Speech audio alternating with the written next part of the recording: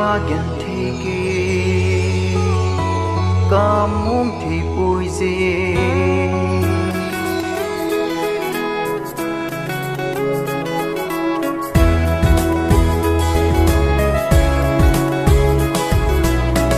maya gen theke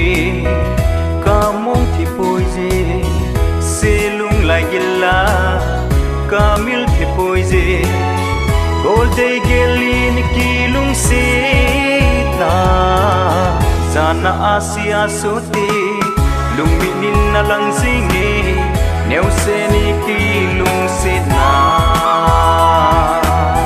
sana asia sote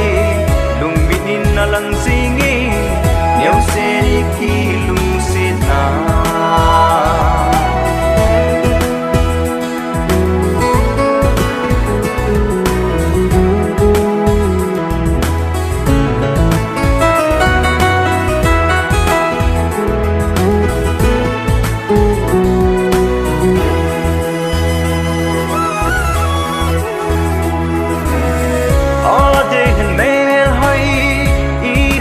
Jesa kim thu ka gel jite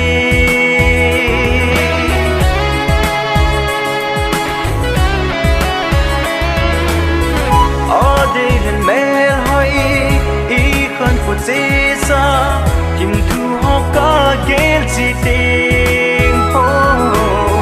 mong the ji lo vi lung lai ana e ma chi sa ka gele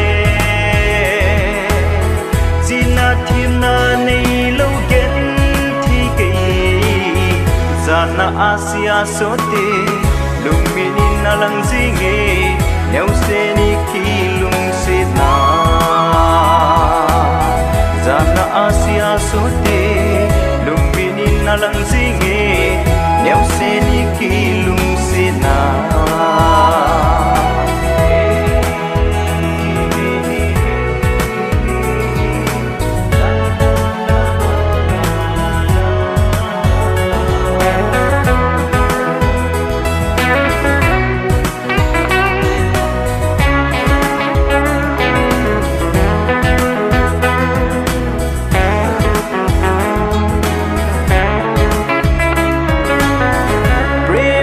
nang adin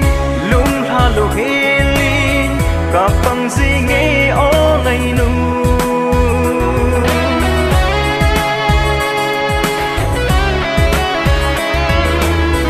premi ke nang adin lung halo helin kapang singe o ngai nu kolo nang main son hin gel do jingin kalung mona ki pana lung de ke din hin gel zinguna zana asia sote lung minin na lang zinge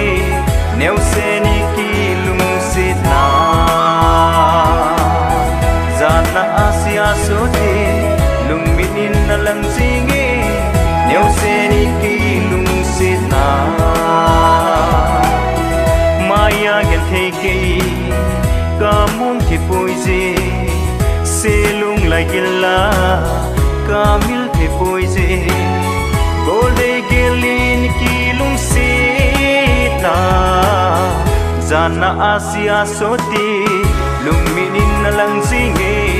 neu seni kilung sita zana asia sote luminin na lang singe neu seni kilung sita neu seni kilung sita